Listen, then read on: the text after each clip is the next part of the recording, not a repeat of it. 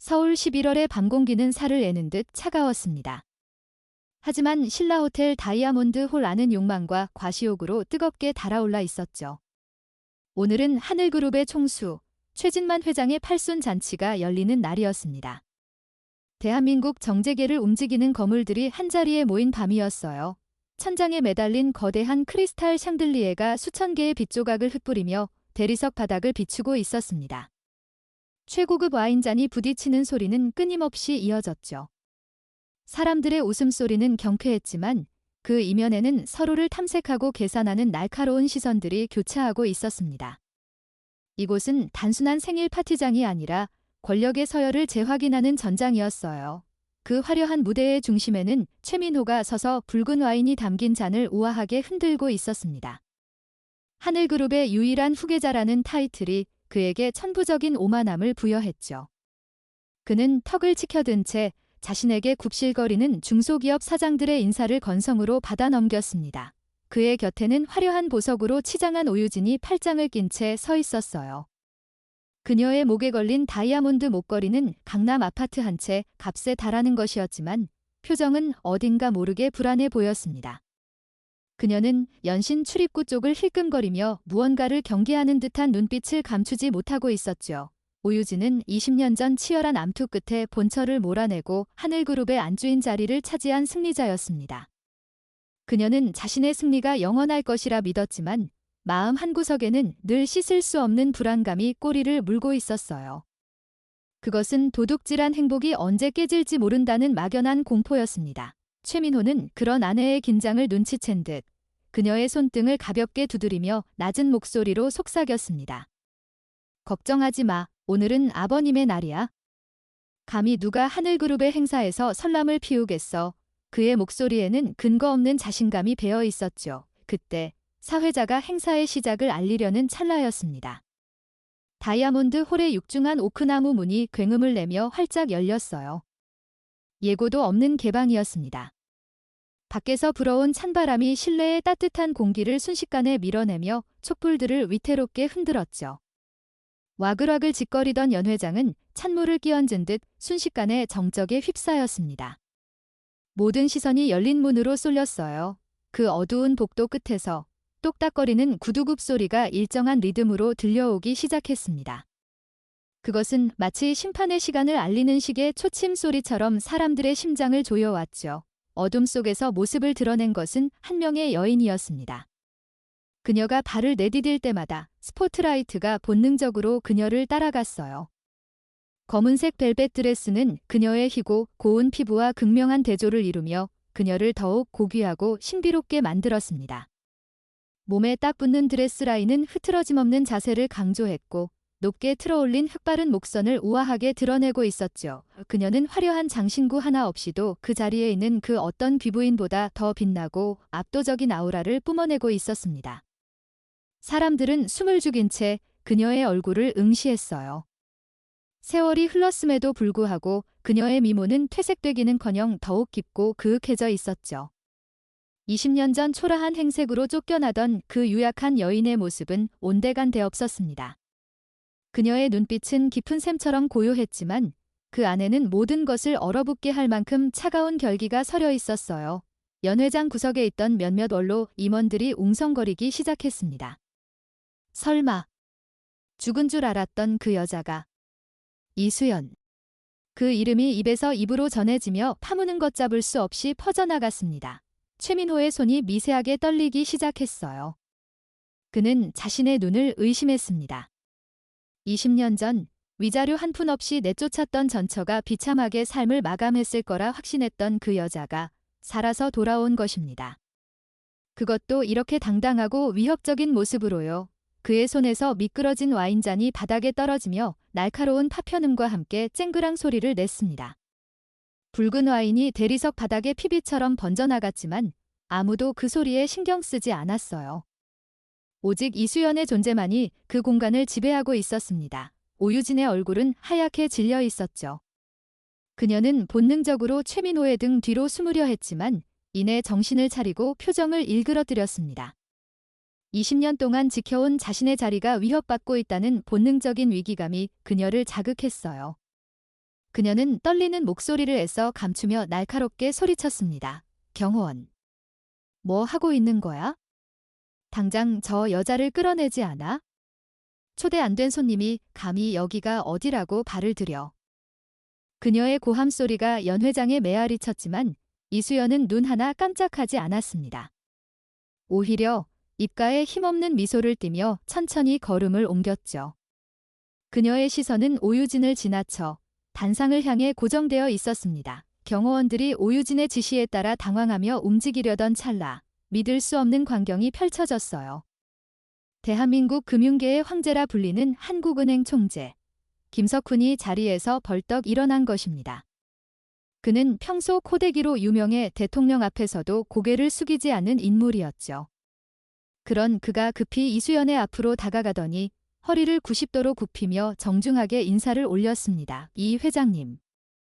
늦게 오신다는 연락은 받았습니다만 이렇게 직접 뵙게 되어 영광입니다. 김석훈 총재의 목소리는 당당하게 울려 퍼졌고 그 한마디는 연 회장에 있던 모든 사람들의 귀에 똑똑히 박혔습니다.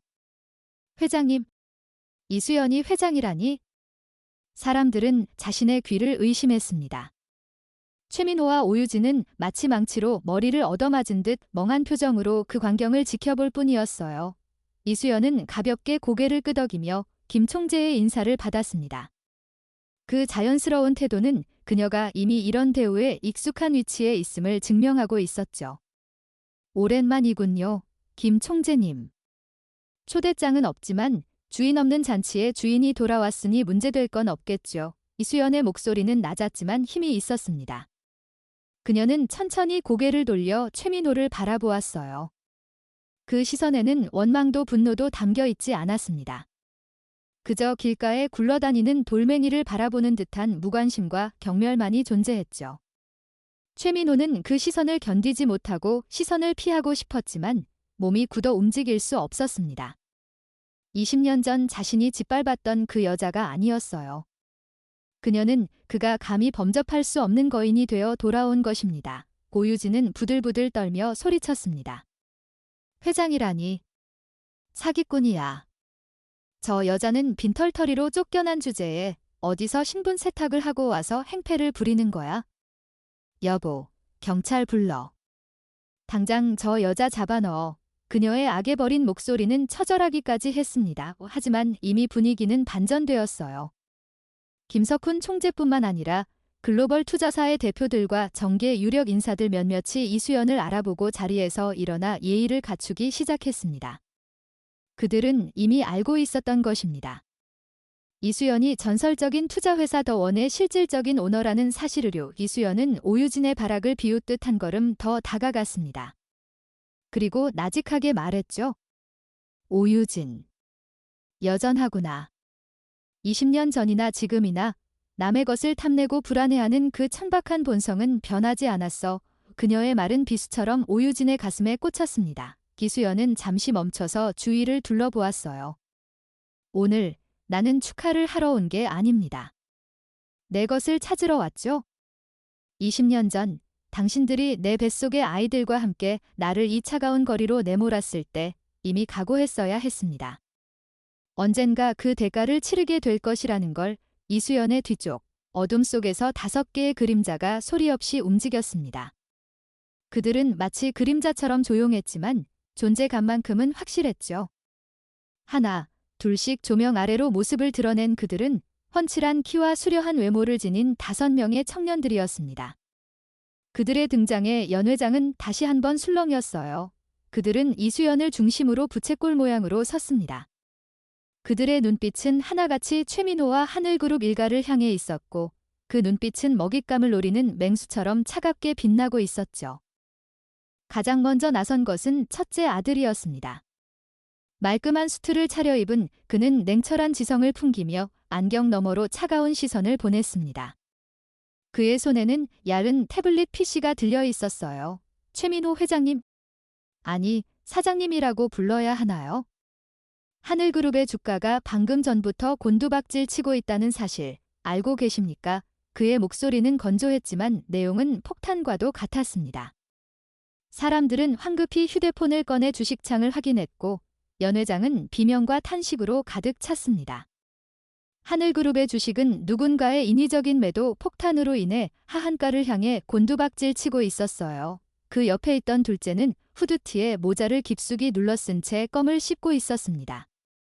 그는 주머니에서 손을 빼지 않은 채 무대 위 대형 스크린을 턱으로 가리키며 말했죠. 재미있는 건 지금부터야. 다들 주목하시지. 그의 말이 끝나기가 무섭게 최진만 회장의 업적을 칭송하던 영상이 뚝 끊기고 지지직거리는 노이즈와 함께 새로운 영상이 재생되었습니다. 그것은 최민호와 오유진이 금지옥엽으로 키운 외아들 최성훈이 클럽에서 마약을 투약하며 만취한 채 노는 모습이 담긴 고화질 영상이었어요. 연 회장은 아수라장이 되었습니다. 기자들이 셔터를 눌러댔고 최민호는 얼굴이 핏빛이 되어 스크린을 가리키며 소리를 질렀죠. 당장 저거 끄지 못해. 하지만 시스템은 이미 장악당해 있었습니다. 둘째는 비릿한 미소를 지으며 중얼거렸어요. 보안이 너무 허술하네. 유치원생도 이것보단 잘 만들겠어. 오유진은 다리에 힘이 풀려 바닥에 주저앉았습니다. 자신의 자랑이자 희망이었던 아들의 추악한 실체가 만천하에 공개되는 순간이었죠. 그 혼란 속에서 셋째가 앞으로 나섰어요. 그는 헐렁한 트레이닝복 차림이었지만 탄탄한 근육질 몸매와 날카로운 눈매가 예사롭지 않았습니다. 분노를 참지 못한 최민호가 이수연을 향해 달려들며 손을 치켜들었을 때 셋째는 번개 같은 속도로 최민호의 앞을 가로막았죠. 하는 짧은 비명과 함께 최민호의 발은 기괴한 각도로 꺾였습니다. 셋째는 눈 하나 깜짝하지 않고 최민호를 제압하며 나직하게 으르렁거렸어요. 어딜 감히. 우리 어머니 몸에 손끝 하나라도 대면 그 팔을 영영 못쓰게 만들어줄 거야. 넷째와 다섯째는 이수연의 양옆을 지키며 이 광경을 묵묵히 지켜보고 있었습니다. 넷째는 화려한 외모로 이미 대중에게 알려진 톱스타였지만 지금 이 순간만큼은 연예인이 아닌 어머니를 지키는 아들로서 서 있었죠. 막내인 다섯째는 하얀 의사 가운을 걸치고 있었는데 그의 손에는 낡은 서류 봉투 하나가 들려 있었습니다. 그의 표정은 형들보다 온화해 보였지만 그 눈빛만큼은 가장 깊고 알 수 없는 어둠을 담고 있었어요. 마치 언제든지 저 봉투 속 비밀을 터뜨려 이 가문을 완전히 파멸시킬 준비가 되어 있는 듯했습니다. 이수연은 주저앉은 오유진과 고통에 몸부림치는 최민호를 내려다보았습니다. 그녀의 표정에는 승리감보다는 깊은 슬픔과 허무함이 스쳐 지나갔어요. 하지만 이내 그녀는 다시 차가운 가면을 썼습니다. 이건 시작에 불과해. 너희들이 쌓아올린 이 모래성이 얼마나 허무하게 무너지는지 똑똑히 지켜보도록 해. 그녀의 선전포고는 연 회장의 공기를 무겁게 짓눌렀습니다.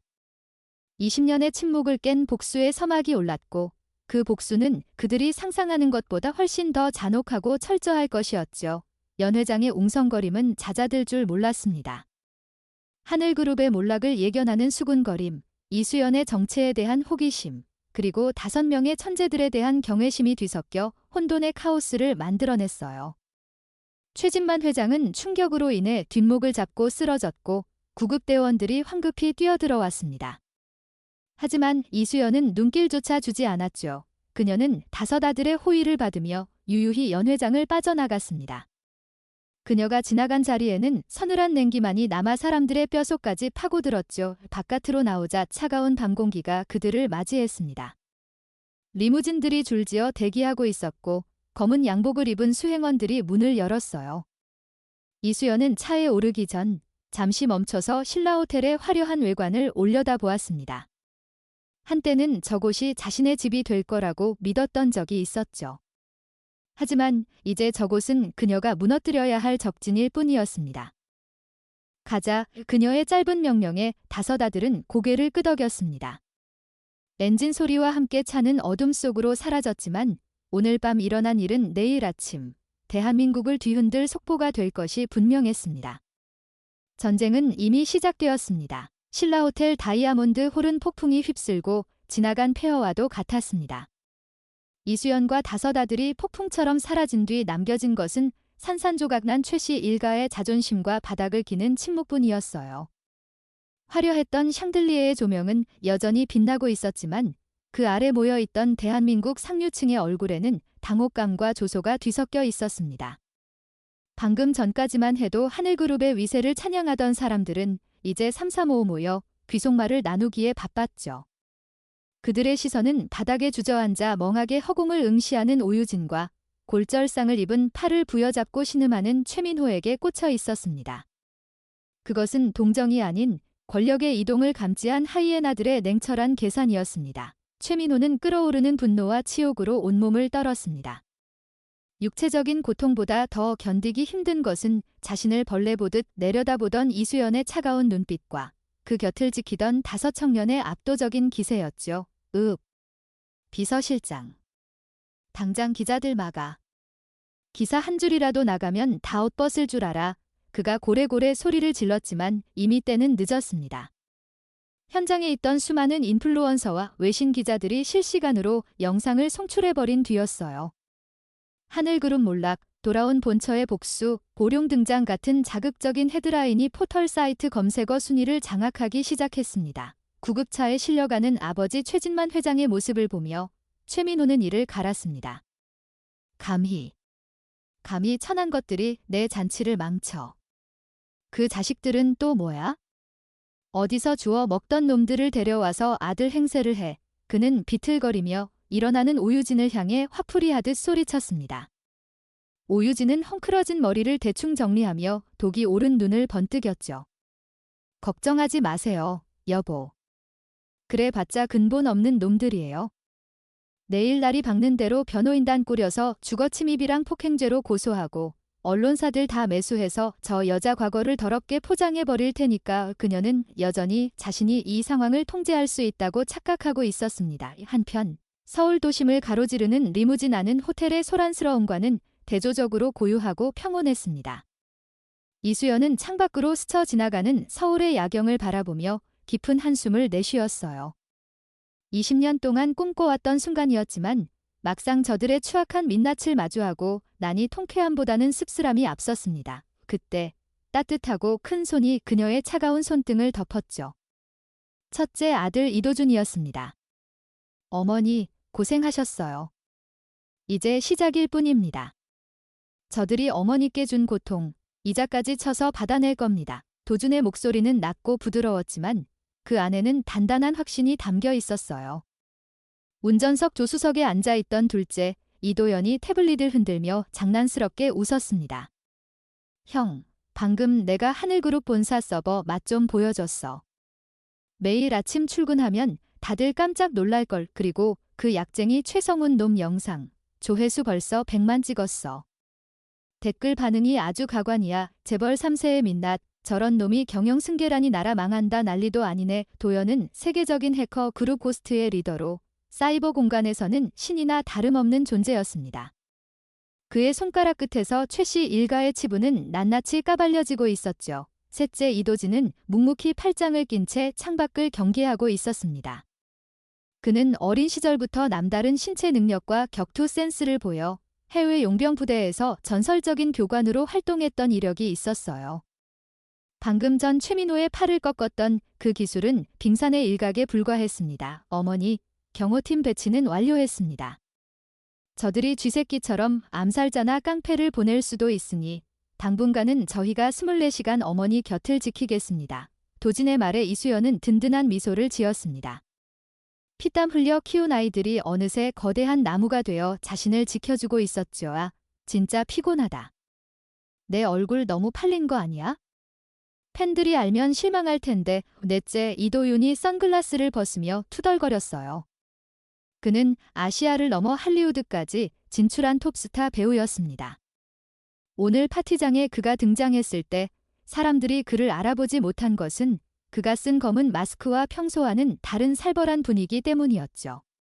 하지만 이제 마스크를 벗은 그의 얼굴이 공개되면 파장은 걷잡을 수 없을 것입니다. 걱정 마, 도윤아.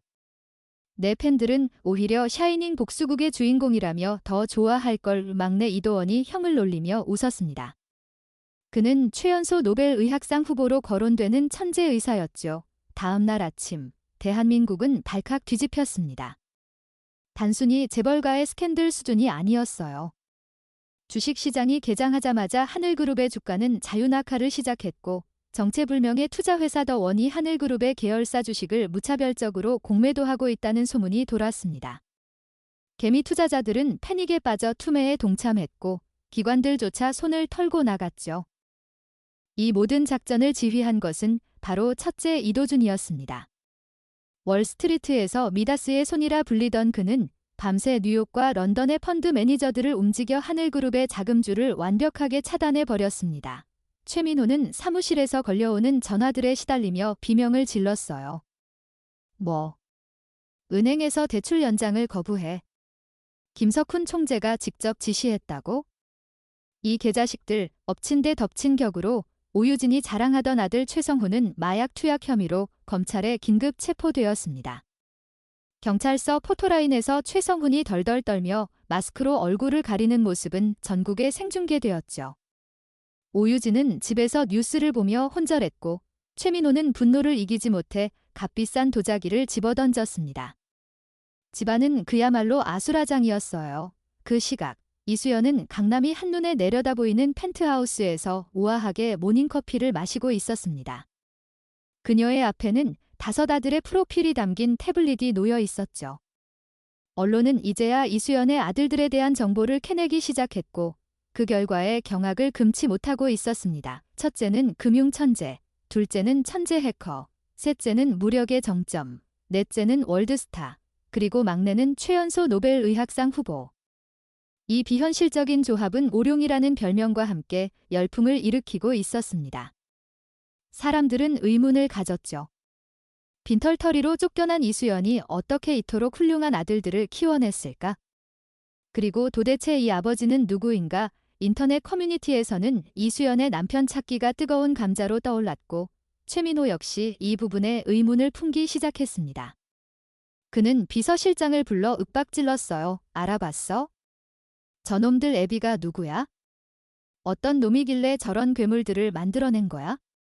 20년 전 이수연이 나갈 때 분명 혼자였는데 설마 내가 모르는 내연남이라도 있었던 거야? 비서실장은 식은땀을 흘리며 보고서를 내밀었습니다. 회장님, 그게 아직 정확한 친부 정보는 확인되지 않았습니다. 하지만 이상한 점이 있습니다. 이수연 씨가 이혼하고 출국한 시점과 첫째 아드님인 이도준 씨의 생년월일을 역산해보면 비서실장은 말을 잇지 못하고 꿀꺽 침을 삼켰습니다. 최민호는 거칠게 보고서를 낚아챘죠. 서류에 적힌 날짜들. 그의 동공이 지진이라도 난 듯 흔들리기 시작했습니다. 숫자는 거짓말을 하지 않았어요. 그 날짜는 정확히 이수연이 그와 함께 살았던 마지막 시기와 겹치고 있었습니다. 무슨 최민호의 손에서 보고서가 힘없이 떨어졌습니다. 머릿속이 하얗게 변했죠. 20년 전 이수연이 울면서 매달렸던 그날이 떠올랐습니다. 당신 아이예요. 제발 믿어줘요. 당시 그는 오유진의 모략에 넘어가 그 말을 뻔한 거짓말이라며 그녀를 내쫓았습니다. 오유진이 조작한 불임 진단서와 외도 증거들을 철석같이 믿었기 때문이었죠. 하지만 만약에 그 아이가 진짜 내 핏줄이었다면? 그리고 그 아이가 하나가 아니라 5이라면 공포는 서서히 확신으로 바뀌어 갔습니다. 어젯밤 보았던 그 청년들의 눈빛, 자신을 압도하던 그 기운, 그리고 거울 속의 젊은 시절 자신과 묘하게 닮아있던 이목구비. 특히 첫째 이도준의 맹철한 눈매는 자신의 아버지인 최진만 회장의 젊은 시절과 소름 끼칠 정도로 똑같았습니다. 최민호는 심장이 으스러질 듯한 고통을 느꼈습니다.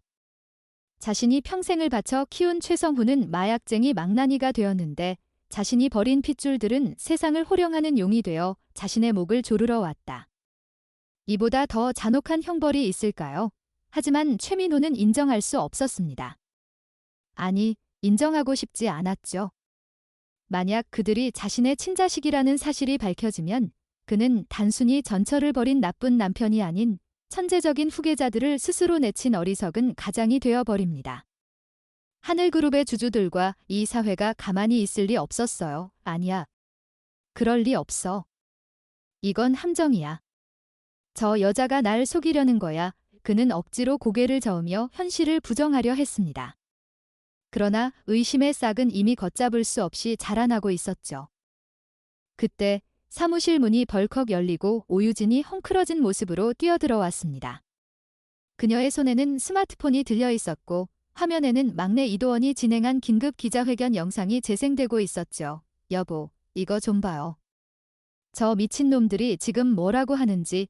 영상 속에서 하얀 의사 가운을 입은 이도원은 수많은 마이크 앞에서 차분하게 말하고 있었습니다. 저희 어머니에 대한 허위 사실을 유포하고 명예를 훼손하는 세력에 대해서는 법적 대응뿐만 아니라 제가 가진 모든 의학적 데이터를 동원해 그들의 숨겨진 치부까지 밝혀낼 것입니다. 이도원의 시선이 카메라 렌즈를 뚫고 최민호와 오유진을 정면으로 응시하는 듯 했습니다. 그리고 이어진 그의 말은 최민호의 심장에 쇠창을 박았죠. 그리고 조만간 하늘그룹 일가와 관련된 아주 흥미로운 유전자 검사 결과를 공개할 예정입니다. 진실은 혈액 속에 숨길 수 없는 법이니까요. 오유진은 비명을 지르며 스마트폰을 던져버렸습니다. 그녀는 알고 있었어요. 20년 전 자신이 무슨 짓을 했는지, 그리고 최성훈이 진짜 누구의 아들인지를. 그녀의 공포는 최민호의 그것과는 차원이 달랐습니다. 최민호는 바들바들 떨고 있는 오유진을 바라보며 묘한 위화감을 느꼈습니다. 평소라면 길길이 날뛰며 화를 냈을 여자가 왜 저토록 공포에 질려 있는 걸까?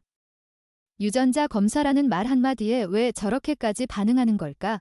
그의 머릿속에서 퍼즐 조각들이 하나둘씩 맞춰지기 시작했습니다. 어젯밤 해커 아들이 보여준 영상 속 성훈의 방탕한 모습. 그리고 자신과는 너무나도 다른 외모와 성격. 반면에 자신을 닮은 5명의 청년들, 의심의 화살은 이제 이수연이 아닌 자신의 옆에 있는 아내 오유진을 향해 돌아가고 있었습니다. 한편 이수연은 펜트하우스 창가에 서서 멀리 보이는 하늘그룹 본사 건물을 바라보았습니다. 그 거대한 마천루가 마치 모래성처럼 위태로워 보였죠. 그녀의 뒤로 5 아들이 다가와 섰습니다. 어머니, 이 제1단계가 끝났습니다. 저들은 서로를 의심하고 물어뜯기 시작할 겁니다. 첫째 도준의 말에 이수연은 고개를 끄덕였어요. 그래, 이제 서서히 조여가자. 최민호가 자신의 입으로 자신의 죄를 자백하고 오유진이 스스로 자신의 가면을 벗어 던질 때까지. 멈추지 마라. 이수연은 오유진이 숨기고 있는 가장 추악한 비밀, 즉 최성훈의 출생에 얽힌 진실을 이미 알고 있었습니다. 그녀는 그 폭탄이 터질 가장 완벽한 타이밍을 기다리고 있었죠. 기대해, 최민호. 내가 그토록 소중히 여기던 핏줄이라는 것이 얼마나 허망한 거짓이었는지 깨닫게 해줄 테니까. 그녀의 서늘한 독백이 공기 중에 흩어졌습니다. 다음 날 아침, 연예계와 정재계를 강타한 태풍의 눈은 단연 오유진의 병실 기자회견이었습니다. 그녀는 VIP 병실 침대에 힘없이 기대어 링거를 꽂은 채 창백하게 화장한 얼굴로 카메라 앞에 섰어요. 그녀의 연기력은 타의 추종을 불허했습니다. 퉁퉁 부은 눈과 떨리는 입술, 그리고 간헐적으로 내뱉는 기침 소리는 시청자들의 동정심을 자극하기에 충분했죠. 그녀는 20년 전 이수연이 자신을 계단에서 밀어 유산시켰다는 끔찍한 거짓말을 다시 한번 꺼내들었습니다. 그녀의 주장에 따르면 이수연은 질투심에 눈이 멀어본 채 자리를 뺏기 위해 살인미수까지 저지른 악녀 중의 악녀였죠. 여러분, 저는 그저 사랑하는 사람을 지키고 싶었을 뿐입니다. 하지만 저 여자는 제 뱃속에 있던 소중한 생명을 앗아갔습니다. 그런데 이제 와서 5명의 장성한 아들들을 앞세워 저와 제 가족을 협박하고 있습니다. 오유진은 손수건으로 눈물을 훔치며 오열했습니다.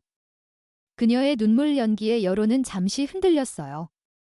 인터넷 커뮤니티에는 그래도 유산시킨 건 너무했다. 지수연이 마냥 피해자는 아닌 것 같다라는 댓글들이 하나둘씩 올라오기 시작했습니다. 대중은 자극적인 막장 드라마에 열광했고 오유진은 그 점을 교묘하게 이용하고 있었죠. 그녀는 자신을 피해자로 포장하여 이수연의 귀환을 악의적인 복수극으로 프레임 씌우려 했습니다. 최민호는 병실 구석에서 이 광경을 지켜보며 안도의 한숨을 내쉬었습니다. 비록 주가는 폭락했지만 오유진의 언론 플레이가 성공한다면 여론을 반전시킬 기회가 있을 거라 믿었어요.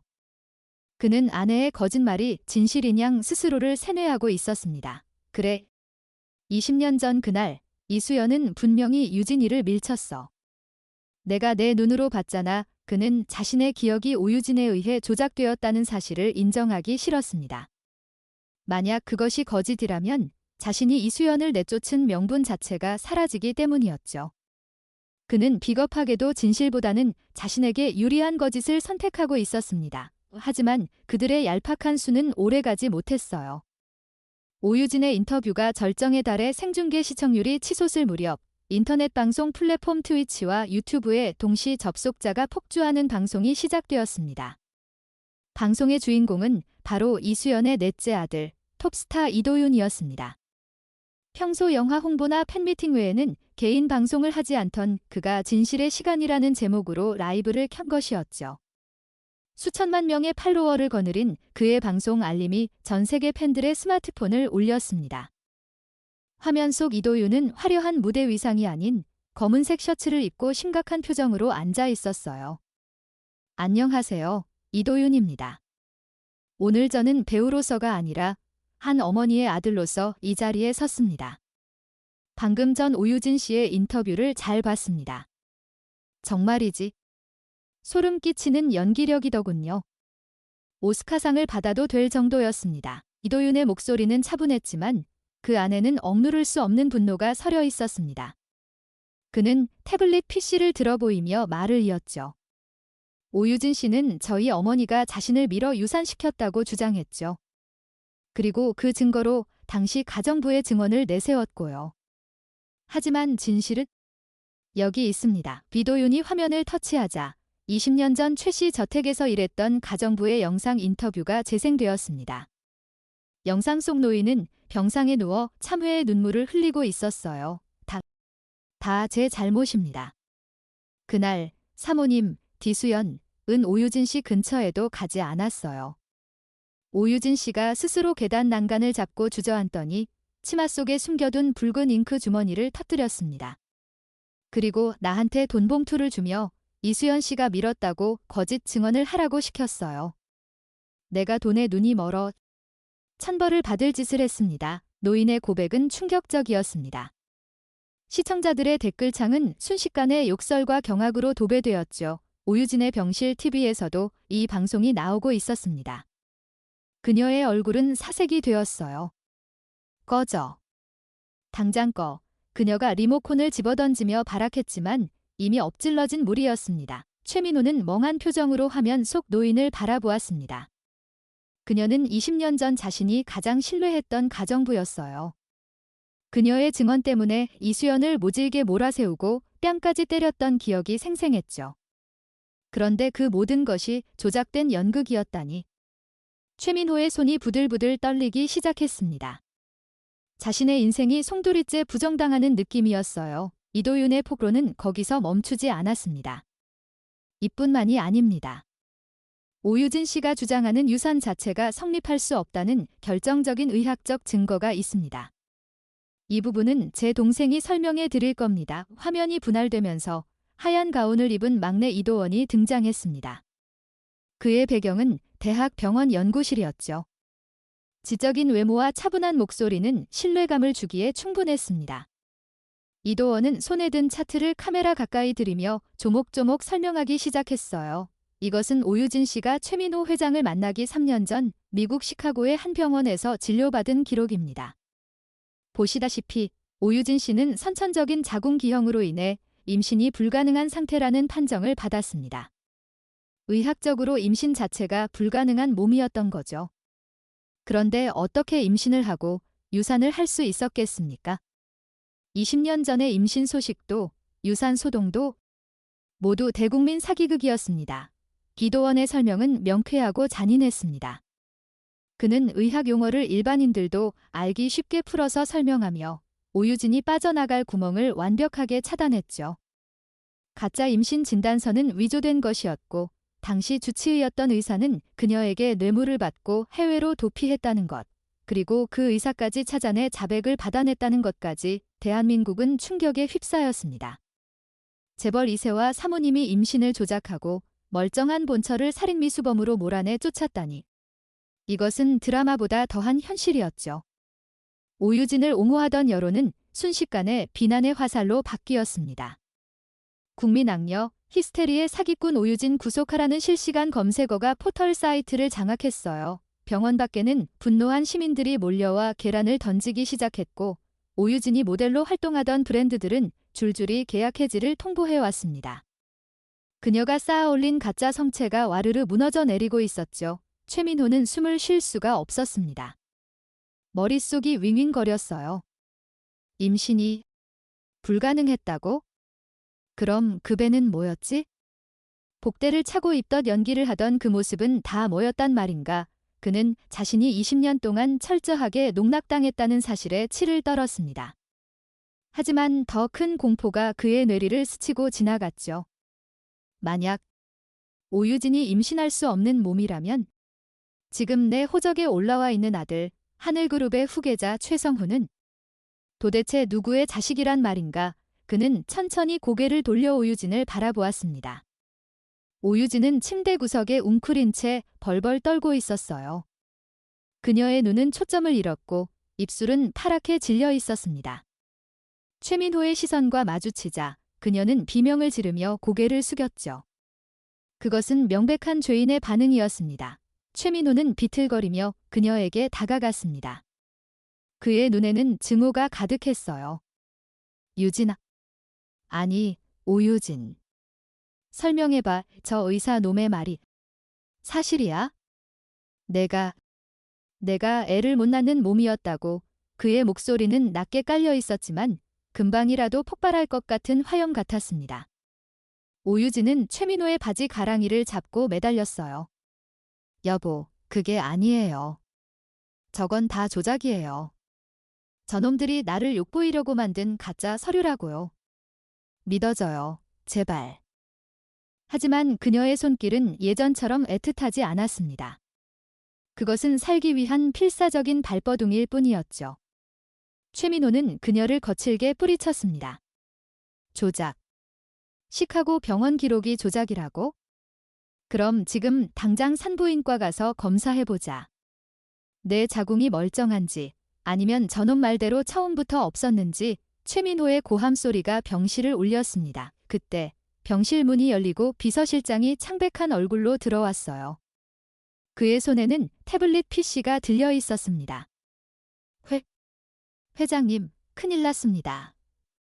지금 인터넷에 최성훈 이사님의 친자 확인을 요구하는 청원이 100만 명을 돌파했습니다. 그리고 비서실장은 말을 잇지 못하고 오유진을 힐끔 쳐다보았습니다. 그리고 익명의 제보자가 최성훈 이사님의 실제 생부라며 한 남자의 사진을 공개했습니다. 그 남자는 오유진 사모님의 전 매니저이자 현재 도박빚에 시달리고 있는 김철수 씨입니다. 병실 안에는 숨막히는 정적이 흘렀습니다. 김철수, 최민호도 아는 이름이었습니다. 오유진이 연예계 활동을 할 때 그림자처럼 따라다니던 매니저. 구두 닦기를 도맡아로 하던 충직한 하인 같았던 남자. 오유진이 그와 결혼한 뒤에도 가끔 개인적인 심부름을 시키곤 했던 그 남자. 최민호의 머릿속에서 모든 퍼즐이 맞춰졌습니다. 왜 최성훈이 자신을 하나도 닮지 않았는지. 왜 오유진이 성훈이를 과잉보호하며 자신과 거리를 두게 했는지. 왜 김철수에게 거액의 돈이 정기적으로 흘러들어갔는지. 최민호는 짐승 같은 울부짖음을 토해내며 옆에 있던 의료기계를 발로 걷어찼습니다. 와장창 소리와 함께 기계들이 박살났죠. 그는 배신감과 모멸감에 눈이 뒤집혔습니다. 20년 동안 남의 씨앗을 내 자식인 줄 알고 금지옥엽으로 길렀다. 심지어 그 뻐꾸기 새끼를 위해 내 진짜 핏줄인 5 아들과 조강지처를 벌였다. 이 사실은 단순히 개인의 불행을 넘어 남자로서의 자존심을 짓밟고 영혼을 파괴하는 일이었습니다. 최민호는 헐떡이는 숨을 몰아쉬며 오유진의 멱살을 잡고 침대 위로 끌어올렸습니다. 오유진은 공포에 질려 눈물 콧물을 쏟으며 빌었어요.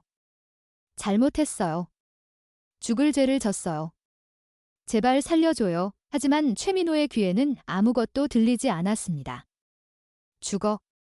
너 같은 여편은 살 가치가 없어. 감히 나를 속여? 하늘그룹의 핏줄을 더럽혀?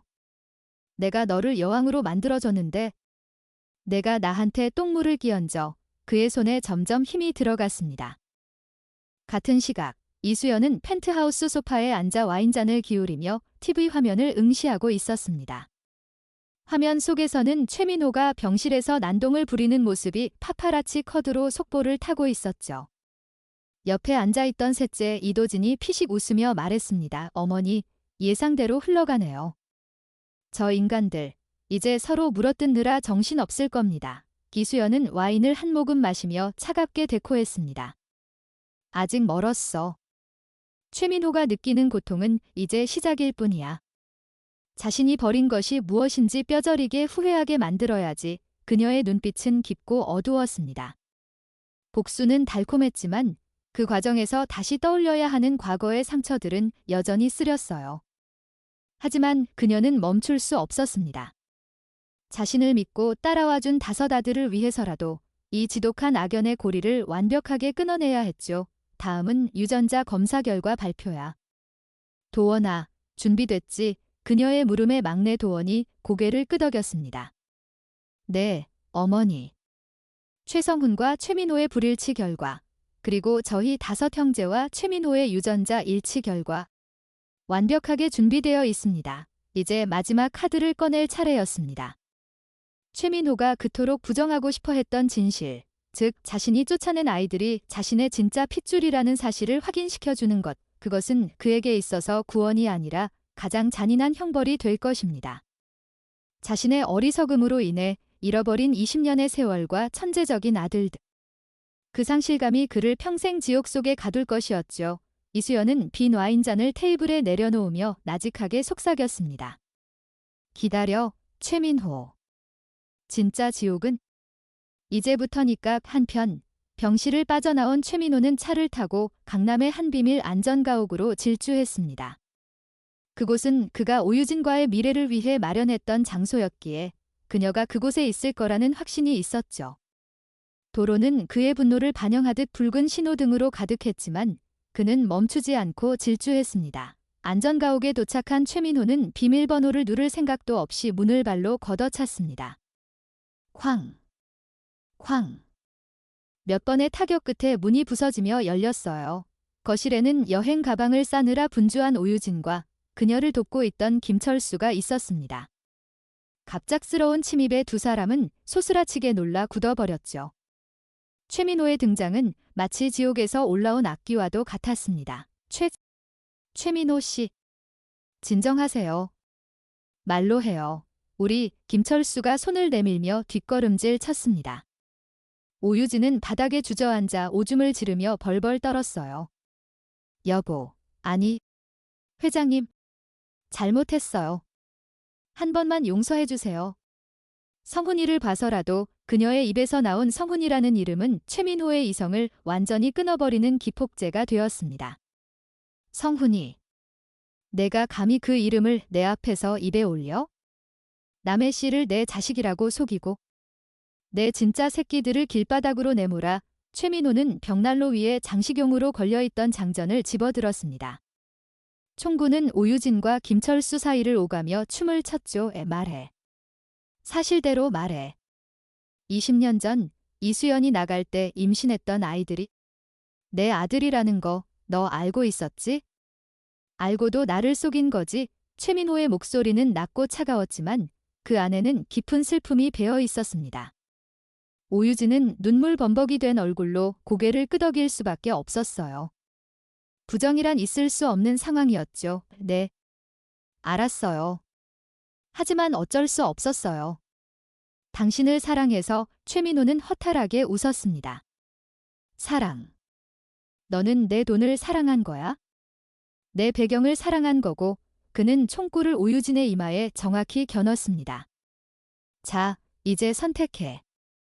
거짓으로 점철된 내 인생을 여기서 끝낼 건지 아니면 세상 사람들 앞에서 내 그 더러운 혀로 모든 진실을 자백할 건지. 오유진은 사시나무 떨듯 떨며 바닥에 머리를 박았습니다. 자백할게요. 다 말할게요. 제발 목숨만은. 비굴하고 비참한 항복이었습니다. 한때 하늘그룹의 안주인으로 굴렀던 여자의 모습은 온데간데 없었죠. 그때 열린 문 밖으로 경찰차 사이렌 소리가 들려왔습니다. 이수연이 보낸 신고였어요. 최민호는 씁쓸한 표정으로 총을 내렸습니다. 그를 체포하러 온 것이 아니었습니다. 이수연은 그가 살인자가 되어 편안하게 감옥으로 도피하는 것을 원치 않았던 것이죠. 그녀는 그가 살아서 똑똑히 모든 것을 잃는 고통을 생생하게 느끼길 원했습니다. 경찰 특공대가 들이닥치자 김철수와 오유진은 안도감에 오히려 힘이 풀려 주저앉았습니다. 최민호는 허탈하게 웃으며 바닥에 총을 던졌죠. 멀리서 이 광경을 드론 카메라로 지켜보고 있던 이수연과 다섯 아들.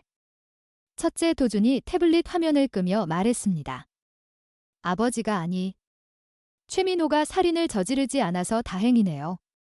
그랬다면 너무 쉬운 엔딩이었을 테니까요. 이수연은 차가운 눈빛으로 창밖을 바라보았습니다. 죽음은 그들에게 잡이야.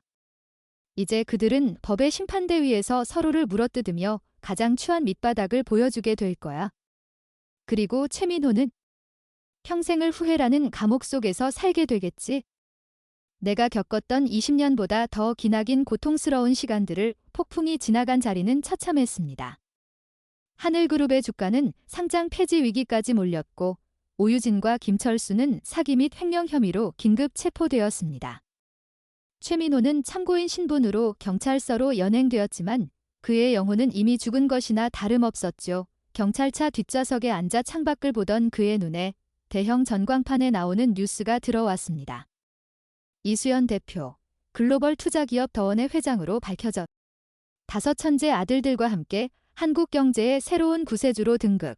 화면 속 이수연과 아들들은 너무나도 빛나고 행복해 보였습니다. 그 빛이 최민호의 어둠을 더욱 짙게 만들었죠. 펜트하우스로 돌아온 이수연은 소파에 깊숙이 몸을 묻었습니다. 긴장이 풀리자 급격한 피로가 몰려왔어요. 그때 셋째 도진이 따뜻한 차를 가져와 그녀 앞에 놓았습니다. 어머니, 이제 좀 쉬세요. 큰 고비는 넘겼습니다. 이수연은 아들의 손을 잡으며 희미하게 미소 지었습니다. 아직 하나가 남았어. 최민호가 완전히 무릎 꿇고 내 발에서 빌 때까지. 그리고 우리 아이들이 잃어버린 20년의 세월을 보상받을 때까지. 난 멈추지 않을 거야. 그녀의 눈은 다시금 결의로 빛났습니다. 하지만 적들은 가만히 당하고만 있지 않았죠. 구치소에 수감된 오유진은 면회온 변호사에게 은밀한 쪽지를 건넸습니다. 그녀의 눈빛에는 아직 도끼가 남아 있었어요. 이대로는 안 죽어. 내 아들 성훈이가 남았죠. 비록 핏줄은 아니더라도 그 아이 명의로 된 비밀 계좌와 주식은 아직 살아있어. 그걸 이용해서 마지막 발악을 해야지. 그녀는 최후의 수단, 즉 가장 약해 보이는 상대를 공격할 계획을 세우고 있었습니다. 그녀의 타깃은 바로 다섯 형제 중 가장 유순해 보이는 막내 의사, 이도원이었습니다. 하늘그룹 본사 건물은 거대한 무덤처럼 침묵에 잠겨 있었다. 불과 일주일 전까지만 해도 대한민국 경제의 심장부로서 쉴 새 없이 돌아가던 이곳은 이제 빚쟁이들의 독촉 전화와 주주들의 항해 방문으로 아비규환이 된 지 오래였다. 로비에는 최민호 회장 퇴진과 경영진 전원 구속을 요구하는 현수막이 어지럽게 나붙어 있었고 엘리베이터조차 가동 중단된 채 멈춰 있었다. 텅 빈 회장실. 최민호는 바닥에 흩어진 서류 더미 속에 파묻혀 있었다.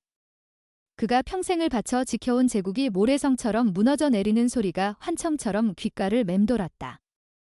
그의 손에는 구겨진 종이 한 장이 들려 있었다. 그것은 막내 이도원이 공개했던 유전자 검사 결과지였다.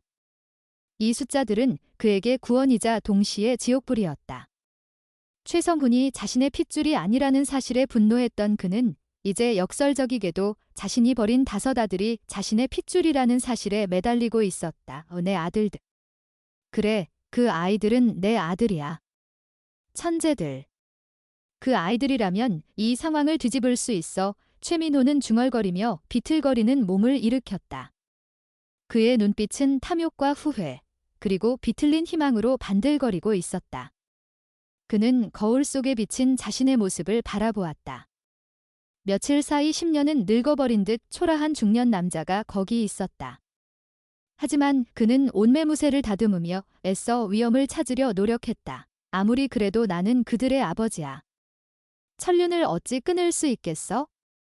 내가 가서 빌면, 진심으로 사죄하면 어머니를 닮아 마음 약한 녀석들이니 받아주겠지. 그는 스스로를 속이는 최면을 걸며 비서실장이 남겨두고 간 차키를 집어들었다. 그가 향할 곳은 이수연과 아이들이 머물고 있는 한남동의 최고급 빌라였다. 서울의 밤거리는 여전히 화려했지만 최민호의 눈에는 흑백 영화처럼 무채색으로 보였다.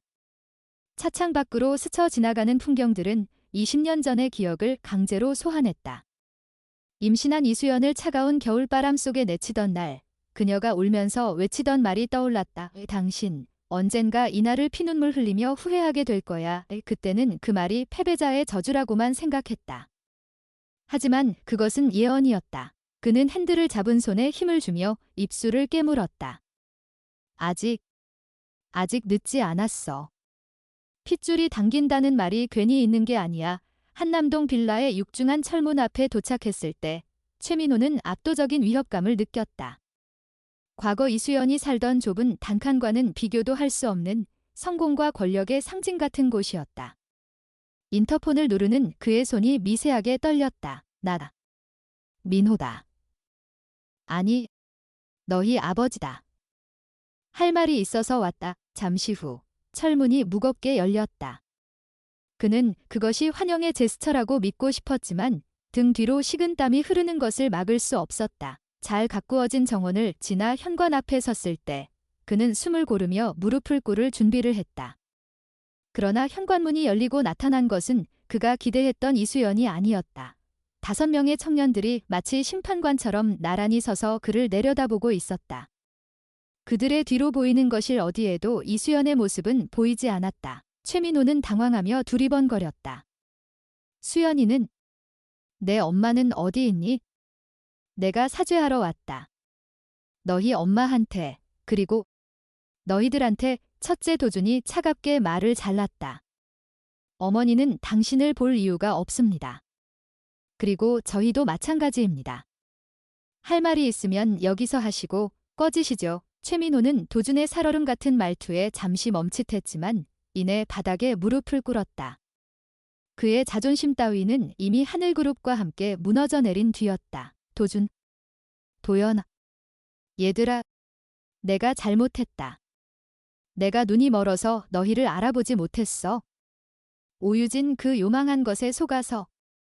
하지만 나는 너희 아버지다. 피는 물보다 진한 법이야. 제발. 무너져가는 회사를 살려다오. 그 회사는 결국 너희가 물려받을 유산이 아니냐. 그는 눈물을 짜내며 감정에 호소했다. 그것은 비굴하고 처절한 구걸이었다. 그의 말이 끝나기도 전에 셋째 도진이 코웃음을 치며 앞으로 나섰다.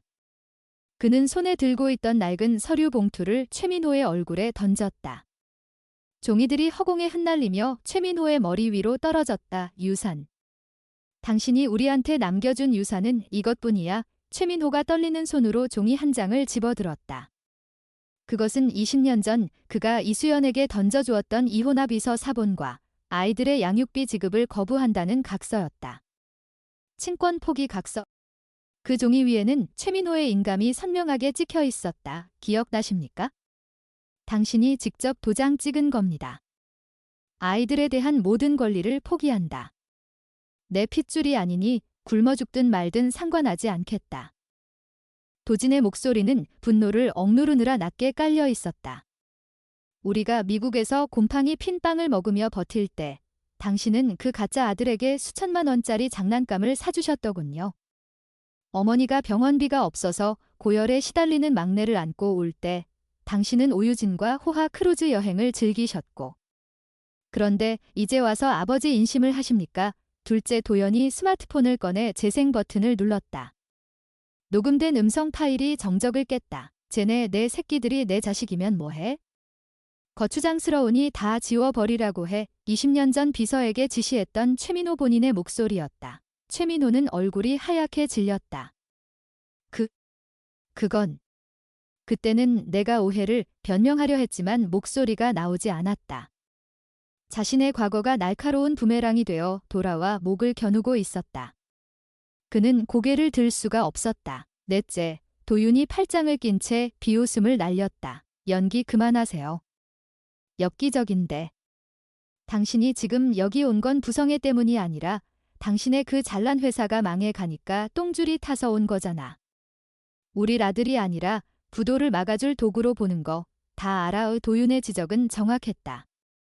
최민호의 속마음을 꿰뚫어 본 듯한 날카로운 시선에 최민호는 벌거벗겨진 기분이 들었다. 그는 부정하고 싶었지만 마음 깊은 곳에서는 그 말이 사실임을 알고 있었다. 이 막내 도원이 조용히 한 걸음 다가왔다. 그는 형들처럼 화를 내지도 비우지도 않았다. 다만 슬픈 눈으로 최민호를 바라보았다. 의학적으로 당신은 저희 생물학적 부친이 맞습니다. 제 몸에 흐르는 피의 절반은 당신 것이겠죠. 도원의 말에 최민호는 일말의 희망을 품고 고개를 들었다. 그래, 도원아. 너는 의사니까 알지 않느냐? 핏줄이라는 게 하지만 도원의 다음 말은 그 희망을 산산조각 냈다. 하지만 암세포도 제 몸에서 자라난 제 세포입니다. 그렇다고 해서 암세포를 가족이라고 부르며 품고 살지는 않죠. 도려내야 살 수 있으니까요. 당신은 우리에게 그리고 어머니에게 암세포 같은 존재였습니다. 20년 전에 이미 도려내졌어야 할 도원의 선고는 사형 선고나 다름없었다. 최민호는 멍한 표정으로 다섯 아들을 올려다보았다. 그들의 눈에는 그 어떤 애정도 미련도 없었다. 오직 경멸과 단절의 의지만이 존재했다. 그는 깨달았다. 자신이 잃어버린 것은 단순히 20년이라는 시간이 아니었다. 그는 사람의 마음을 얻을 수 있는 자격을 영원히 상실한 것이었다. 그때 2층 테라스의 커튼이 살짝 걷히며 이수연의 모습이 보였다. 그녀는 무표정한 얼굴로 정원을 내려다보고 있었다. 최민호는 벌떡 일어나 소리쳤다. 수연아. 여보. 나 좀 봐줘. 내가 잘못했어. 제발 애들 좀 설득해줘. 하지만 이수연은 그를 바라보는 것조차 시간 낭비라는 듯 천천히 커튼을 치고 사라졌다. 그 마지막 거절은 최민호의 가슴에 대못을 박았다. 그는 다시 털썩 주저앉았다. 이제 그를 도와줄 사람은 세상 어디에도 없었다. 첫째 도준이 마지막으로 입을 열었다. 그의 목소리는 겨울바람보다 더 차가웠다. 최민호 씨, 돌아가십시오. 그리고 기다리세요. 당신이 저지른 죄에 대한 법의 심판을. 하늘그룹은 공중분해될 것이고 당신은 빈털터리가 될 겁니다. 하지만 걱정 마십시오. 적어도 굶어 죽게 내버려 두지는 않을 테니 감옥밥은 꼬박꼬박 나올 테니까요. 그것은 아들이 아버지에게 하는 말이 아니라 승리자가 패배자에게 내리는 처분이었다. 우리에게 아버지는 없습니다. 20년 전 그 눈 오는 날 당신이 우릴 버렸을 때 우리 마음속의 아버지는 죽었습니다. 도준은 잠시 말을 멈추고 굳게 닫힌 현관문을 바라보다가 다시 최민호를 쏘아보았다. 우리에게는 오직 어머니 한 분뿐입니다. 그 말을 끝으로 다섯 형제는 뒤도 돌아보지 않고 집 안으로 들어갔다. 육중한 현관문이 쾅 하는 소리와 함께 닫혔다. 그 소리는 마치 관뚜껑이 닫히는 소리처럼 들렸다. 허허로운 정원에는 정막만이 감돌았다. 갑자기 빗방울이 떨어지기 시작했다. 차가운 겨울빗줄기는 최민호의 갓비싼 수트를 적시고 그의 눈물과 섞여 흘러내렸다. 그는 일어나지 못했다. 무릎이 진흙탕 속에 파묻혔지만 그는 감각을 느낄 수 없었다. 하늘그룹 회장 최민호는 죽었다. 그리고 다섯 천재의 아버지 최민호는 태어나지도 못했다. 그저 탐욕에 눈이 멀어 모든 것을 잃은 한 늙은 남자만이 빗속에 덩그러니 남겨져 있을 뿐이었다. 집 안으로 들어온 다섯 형제는 문이 닫히자마자 참고 있던 숨을 내쉬었다. 긴장과 분노로 굳어있던 어깨가 축 처졌다. 계단 위에서 이수연이 내려오고 있었다. 그녀의 눈가는 붉어져 있었지만 표정은 온화했다. 도준이 다가가 어머니를 부축했다. 어머니, 보셨습니까? 끝났습니다. 기수현은 아들의 손을 꼭 잡았다. 그래, 고생했다. 너희 아버지... 아니, 저 사람에게 보여줄 수 있는 마지막 자비를 베풀었구나. 이수연은 알고 있었다. 아들들이 최민호에게 무참한 말을 쏟아부었지만 그것은 그들 스스로에게도 상처가 되는 일이었다는 것을. 핏줄을 부정해야만 하는 고통, 아버지를 증오해야만 하는 슬픔. 그녀는 5 아들을 하나하나 안아주었다. 미안하다. 너희에게 이런 짐을 지게 해서. 하지만 이제 정말 끝이야. 우리는 앞만 보고 가자. 어머니의 따뜻한 품 안에서 천재들은 비로소 다시 아이가 되었다. 밖에는 여전히 비가 내리고 있었지만 집안은 그 어느 때보다 따뜻했다. 한편 빗속을 비틀거리며 걸어 나오던 최민호의 주머니에서 벨소리가 울렸다. 발신자 제한. 그는 젖은 손으로 전화를 받았다. 누구냐? 수화기 너머로 변조된 기계음 섞인 목소리가 들려왔다. 꼴 참 말이 아니군. 다 이런 기분이 어떤가? 하지만 아직 이를 게 남았다면 믿겠나? 최민호는 멍한 눈으로 허공을 응시했다. 누구야? 너, 당신을 도와줄 수도 있는 사람이지. 당신의 잘난 아들들에게 복수하고 싶지 않나? 오유진이 남긴 마지막 카드가 내 손에 있거든. 그것은 악마의 속삭임이었다. 이성을 잃은 최민호에게는 구원처럼 들리는 유혹이었다. 그는 본능적으로 전화기를 꽉 움켜쥐었다. 도와줘. 그놈들을 죽일 수만 있다면 내 영혼이라도 팔겠다. 빗줄기는 점점 굵어졌고 최민호의 눈에는 다시금 광기가 서리기 시작했다. 모든 것을 잃은 자가 선택할 수 있는 길은 파멸뿐이라는 것을 그는 알지 못한 채 또 다른 늪으로 발을 내딛고 있었다. 서울의 밤은 깊었지만 어둠 속에서 꿈틀거리는 욕망과 권력은 잠들지 않았다. 경찰의 감시망을 피해 도주 중이던 오유진과 김철수는 벼랑 끝에 몰린 쥐신새였다. 그들은 서울 외곽의 한 폐공장에 은신처를 마련하고 마지막 도박을 준비하고 있었다. 오유진의 눈은 며칠간의 도피 생활로 골이 들어가 있었고 김철수는 초조한 듯 연신 담배를 피워댔다. 그들이 가진 것은 이제 아무것도 없었다. 명예도, 돈도, 그리고 그토록 지키려 했던 아들 최성훈마저 구속된 상태였다. 그들에게 남은 유일한 희망은 이수연에게서 거액을 뜯어내 해외로 도피하는 것뿐이었다. 유진아, 정말이 방법밖에 없는 거야? 납치라니. 이건 너무 위험해. 김철수가 떨리는 목소리로 물었다. 오유진은 독이 오른 눈으로 그를 노려보았다. 그럼 여기서 개처럼 잡혀서 감옥에서 썩을래? 이 판이야. 이수연 그 여자가 가진 돈이면 우린 평생 떵떵거리며 살 수 있어. 그녀는 벽에 붙여놓은 5 형제의 사진을 훑어보았다. 첫째는 금융, 둘째는 해킹, 셋째는 무술, 넷째는 여론전. 누구 하나 건드리기 쉬운 상대가 아니었다. 그녀의 시선이 마지막 사진, 막내 이도원에게 멈췄다. 이 녀석이야. 의사라고 했지? 곱게 자라서 싸움이라곤 모를 거야. 제일 만만해 보여. 그들의 tak이 든 막내 이도원으로 정해졌다. 형들에 비해 유순해 보이는 외모, 사람을 살리는 의사라는 직업, 그리고 평소 경호원 없이 봉사활동을 다니는 습관까지. 오유진의 눈에는 그가 가장 완벽한 먹잇감으로 보였다. 그녀는 이수연에게 가장 큰 고통을 주는 방법은 가장 아끼는 막내를 건드리는 것이라 확신했다. 오늘 밤이야. 녀석이 무료 진료소를 마치고 나오는 시간을 노려? 실패하면 우리 둘 다 죽는 거야. 오유진의 목소리에는 섬뜩한 살기가 서려 있었다. 그날 밤 서울 빈민가의 한 무료 진료소 앞 진료를 마친 이도원이 피곤한 기색으로 가방을 메고 나오고 있었다. 골목은 가로등 하나 없이 어둑어둑했고 인적은 드물었다. 도원이 차에 타려는 순간 검은색 스타렉스가 급정거하며 앞을 가로막았다. 이 문이 열리고 복면을 쓴 건장한 남자 셋이 뛰어나와 도원을 덮쳤다. 도원은 반항하려 했지만 미리 준비된 마취제 묻은 손수건이 그의 코와 입을 막았다. 몇 번의 발버둥침 끝에 그의 몸이 축 늘어졌다. 납치는 순식간에 이루어졌고 차는 어둠 속으로 사라졌다. 납치 차량 안. 김철수는 뒷좌석에 널브러진 도원을 보며 비릿한 미소를 지었다. 생각보다 싱겁게 끝났는데.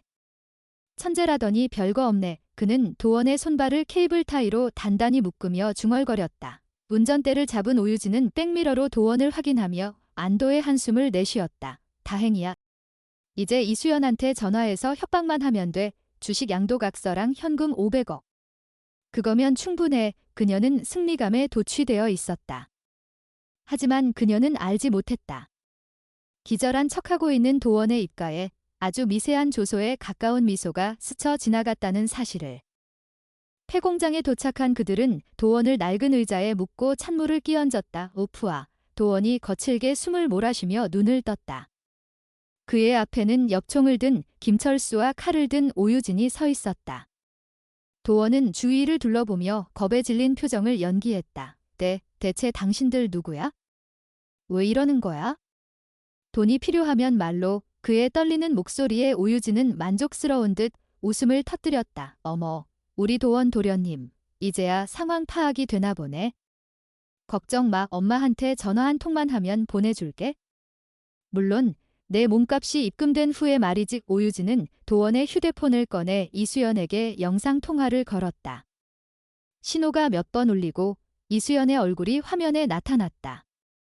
그녀는 펜트하우스 거실에 앉아 와인을 마시고 있었다. 배경이 너무나 평온해 보여 오유진은 순간 울컥 화가 치밀었다. 이수연, 잘 봐. 내 소중한 막내 아들이 지금 내 손 안에 있어. 오유진이 카메라를 돌려 묶여있는 도원을 비쳤다. 살리고 싶으면 지금 당장 더원 지분 전부와 현금 500억을 준비해. 안 그러면 이 녀석 손가락부터 하나씩 자를 거니까. 하지만 화면 속 이수연의 반응은 예상과 달랐다. 그녀는 비명을 지르거나 애원하지 않았다. 오히려 한쪽 눈썹을 치켜세우며 비웃을 뿐이었다. 오유진, 너 정말 끝까지 바보구나. 넌 지금 내가 누구를 납치했는지 전혀 모르고 있어.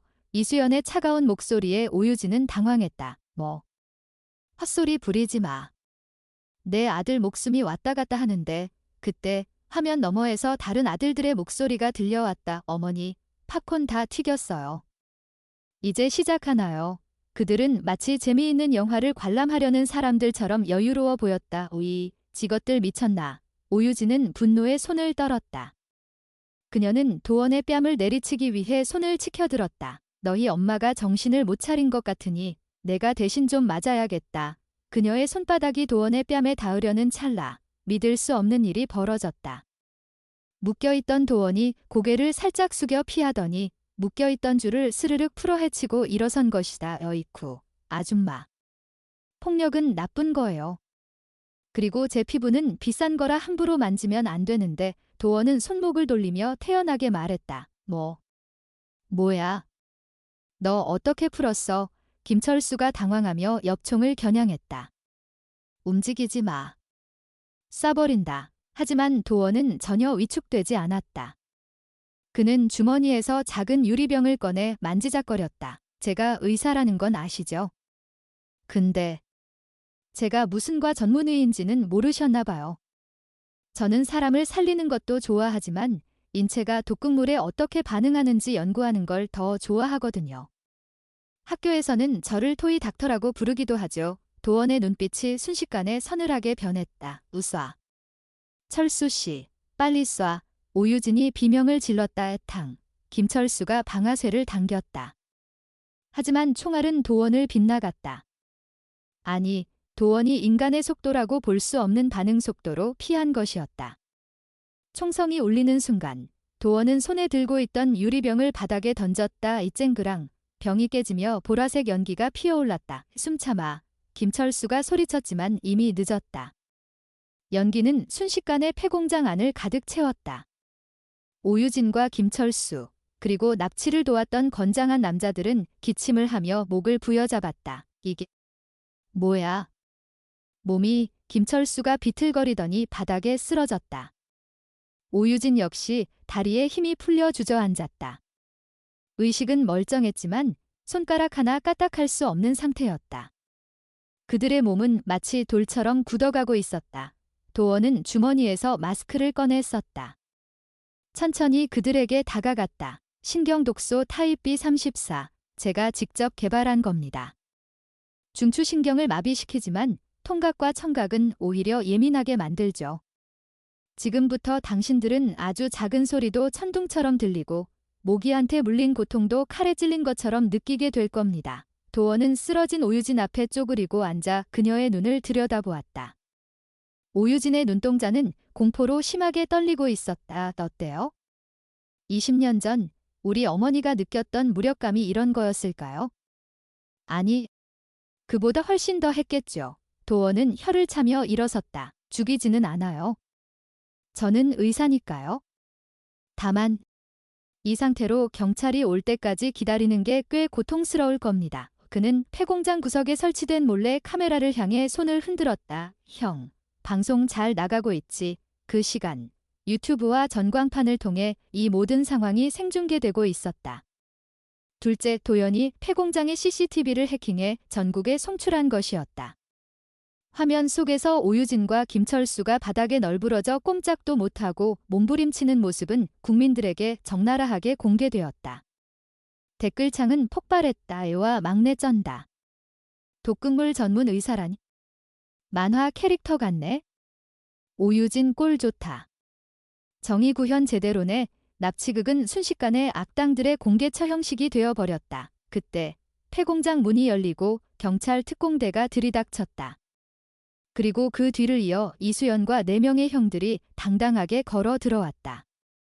경찰들은 마비된 범인들을 체포하느라 분주했고 기자들은 셔터를 눌러대느라 정신이 없었다. 이수연은 도원에게 다가가 그의 어깨를 감쌌다. 다친 데는 없니? 도원은 밝게 웃으며 고개를 저었다. 네, 어머니. 아주 깔끔하게 처리했습니다.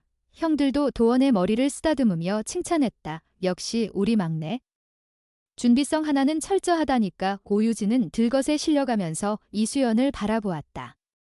몸은 움직이지 못했지만 그녀의 눈에서는 원망과 패배감의 눈물이 흘러내렸다.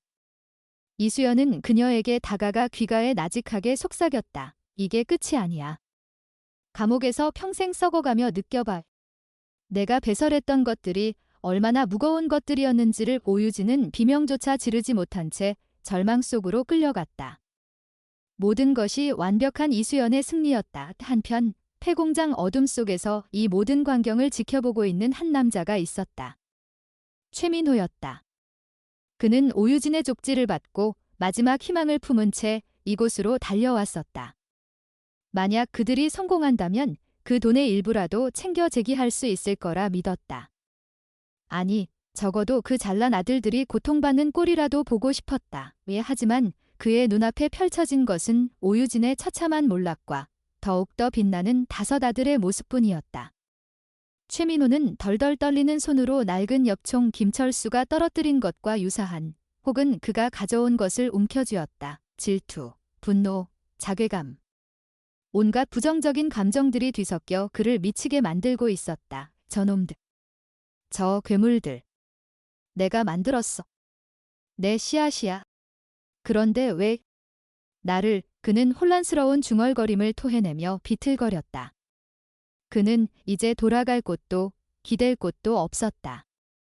오유진이라는 마지막 동아줄마저 썩은 동아줄이었음이 드러난 순간 최민호의 내면에서 무언가가 툭 하고 끊어졌다. 그는 폐공장 안으로 들어가지 못하고 뒷걸음질 쳤다. 경찰차의 사이렌 소리가 점점 더 크게 울려 퍼졌다. 그는 어둠 속으로 도망치듯 사라졌다. 하지만 그의 눈빛은 이전과는 달랐다. 생존 본능이 사라진 오직 파괴적인 충동만이 남은 공허한 눈빛이었다. 그는 이제 이길 것이 없는 사람이 아니었다. 이길 것조차 남지 않은 살아있는 유령이 되어버린 것이었다. 다음 날 아침 뉴스는 오유진 납치극의 전말과 천재의사의 기지로 도배되었다. 이도원은 국민영웅 대접을 받았고 하늘그룹의 주가는 이수연이 인수의사를 밝히며 폭등하기 시작했다. 세상은 완벽하게 이수연의 편이었다. 그녀는 펜트하우스에서 뉴스를 보며 만족스러운 미소를 지었다. 이제 남은 것은 단 하나, 그림자 속에 숨어버린 최민호. 그를 빛 아래로 끌어내어 최후의 심판을 받게 하는 것뿐이었다. 어머니, 최민호의 위치가 파악되었습니다. 둘째, 도연이 태블릿을 내밀었다. 지도에 표시된 붉은 점은 서울이 아닌 강원도의 어느 외딴 절벽을 가리키고 있었다. 그곳은 20년 전 최민호와 이수연이 처음 만나 사랑을 맹세했던 추억의 장소였다. 이수연의 표정이 묘하게 일그러졌다. 그곳으로 갔다고? 마지막까지 비겁하구나. 그녀는 자리에서 일어났다. 가자.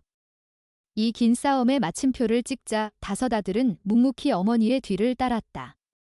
그들의 발걸음은 결연했다. 과거의 망령을 완전히 떨쳐내고 새로운 미래로 나아가기 위한 마지막 여정이 시작되었다. 차가운 바람이 부는 절벽 끝 그곳에서 기다리고 있을 비극 혹은 희극을 향해 그들은 달리기 시작했다. 강원도의 절벽 끝에서 최민호는 끝내 뛰어내리지 못했다. 차가운 바닷바람이 그의 뺨을 때리며 죽음을 종용했지만 삶에 대한 비루한 미련과 두려움이 그의 발목을 잡았다. 결국 그는 뒤따라온 경찰과 이수연 일행에게 발견되어 허무하게 체포되었다. 저항조차 하지 않는 그의 모습은 한때 재계를 호령하던 권력자가 아닌 젖은 낙엽처럼 초라한 늙은이에 불과했다. 그렇게 대한민국을 뒤흔들었던 하늘그룹 게이트의 주역들은 모두 차가운 유치장에 수감되었고 계절이 바뀌어 눈이 녹을 무렵 대망의 1심 선고 공판이 열렸다. 서울중앙지법 417호 대법정 앞은 일은 새벽부터 취재진과 방청권을 구하려는 시민들로 인산인해를 이루었다. 이 재판은 단순한 형사사건을 넘어선 정의의 심판이라는 상징성을 띠고 있었다. 법정문이 열리고 수의를 입은 3명의 피고인이 들어왔다. 푸른 수의를 입은 오유진은 화장기 없는 얼굴에 헝클어진 머리를 하고 있었고 김철수는 시선을 바닥에 고정한 채 몸을 떨고 있었다. 그리고 최민호. 그는 마치 영혼이 빠져나간 껍데기처럼 멍한 눈으로 허공을 응시하며 피고인석에 앉았다. 청중 맨 앞줄에는 이수연과 5 아들이 앉아 있었다. 그들은 검은색 정장을 맞춰 입고 흔들림 없는 눈빛으로 피고인들을 지켜보고 있었다. 재판이 시작되자마자 법정은 아수라장이 되었다. 검사가 오유진과 김철수의 납치, 사기, 횡령, 그리고 20년 전의 살인 미수 혐의를 조목조목 읊어내려갈 때마다 오유진은 발작적으로 소리쳤다. 아니에요. 다 저 남자가 시킨 거예요. 김철수가 협박해서 어쩔 수 없이 한 거라고요. 그녀는 살기 위해 사랑했던 남자를 가차없이 물어뜯었다. 김철수 역시 지지 않고 맞받아쳤다. 웃기지 마. 내가 먼저 기획한 거잖아. 최민호 돈 빼돌려서 도망가자고 한 게 누군데? 재판장님, 저는 저 여자의 꼭두각시였습니다. 2 사람의 추악한 폭로전은 지켜보는 이들의 눈살을 찌푸리게 만들었다. 사랑이라는 이름으로 포장되었던 그들의 관계는 이기심이라는 칼날 앞에 처참하게 난도질당하고 있었다. 방청석에서는 야유와 탄식이 쏟아졌다. 그러나 최민호는 그 소란 속에서도 입을 굳게 다문 채 미동도 하지 않았다. 그는 마치 이 현실을 부정하고 싶은 듯 귀를 닫고 있는 것 같았다. 증인 신문 시간이 되었다. 검사 측 증인으로 이수연이 호명되었다. 그녀가 증언대에 걸어나가자 법정 안의 소음이 순식간에 잦아들었다. 그녀는 선서의 손을 얹고 또렷한 목소리로 선서했다. 검사가 물었다. 증인, 20년 전 피고인 최민호로부터 이혼을 요구받고 집에서 쫓겨날 당시의 상황을 기억하십니까? 이수연은 잠시 눈을 감았다. 20년이라는 세월이 흘렀지만 그날의 추위와 절망은 뼈속 깊이 각인되어 있었다. 그녀는 천천히 눈을 뜨고 마이크에 잡았다. 네, 기억합니다. 눈이 무릎까지 쌓이던 밤이었습니다. 저는 만삭의 몸으로 얇은 코트 하나만 걸친 채 대문 밖으로 내쳐졌습니다. 남편은 저에게 내 핏줄도 아닌 아이들을 데리고 당장 꺼지라고 소리쳤습니다. 저는 울며 매달렸지만 그는 제 손을 뿌리치고 대문을 잠갔습니다. 이수연의 목소리는 담담했지만 그 안에 담긴 슬픔의 무게는 법정 전체를 짓눌렀다. 방청석 곳곳에서 훌쩍이는 소리가 들리기 시작했다. 미국으로 건너간 후 저는 지옥을 보았습니다. 말도 통하지 않는 낯선 땅에서 5 아이를 낳고 키워야 했습니다. 산후조리는커녕 당장 아이들에게 먹일 분유 살 돈이 없어 식당 설거지, 청소, 세탁소 다림질까지 하루에 20시간을 일했습니다. 그녀는 잠시 말을 멈추고 방청석에 앉은 아들들을 바라보았다. 한겨울, 난방비가 없어 아이들을 서로 껴안게 하고 그 위에 낡은 이불을 덮어주며 밤새 떨었습니다. 배고프다고 우는 막내의 입에 물을 적신 수건을 물려주며 저는 저 자신을 수천 번도 더 죽이고 싶었습니다. 이수연의 눈에서 기어이 눈물 한 방울이 떨어졌다. 그것은 원망의 눈물이 아닌 지난날의 고통을 씻어내는 정화의 눈물이었다. 하지만 저는 죽을 수 없었습니다. 나를 믿고 세상에 나온 이 작은 생명들을 지켜야 했으니까요.